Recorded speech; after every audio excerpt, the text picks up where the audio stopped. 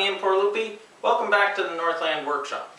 If you're like me, you have an unlimited supply of scrap wood that is just too nice to throw away, but it's just not enough of it to make a full-blown project. Well, I finally figured out something to do with it, and that is to make this little wooden step stool. So that's what we're going to do today. I can now go ahead and start tracing out the template for the various stool parts. I've got the rail arm saw set up at a 10-degree bevel, and I'm going to cut the top and the bottom of the leg at 10 degrees because that's the amount it's going to splay out on the little step stool. I'm cutting out both legs at the same time on the bandsaw because it speeds it up, and I'm guaranteed to have identical curves on it.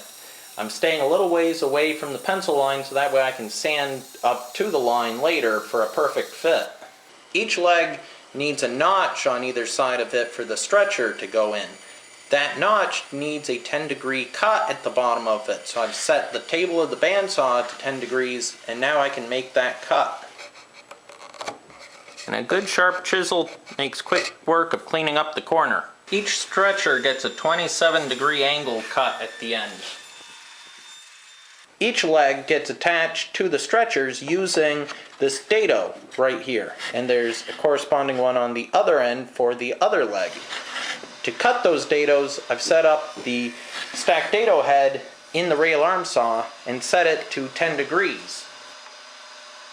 I need a way to hold this little rail to the leg assembly while the glue dries. And to do that, I want to use pocket hole screws, because if I put them on the inside of this assembly, you'll never see it unless you flip the stool upside down.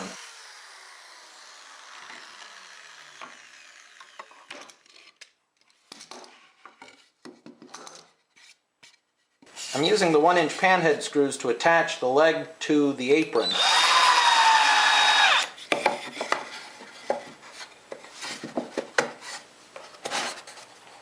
And now I can attach the bottom to the top using pocket holes and glue.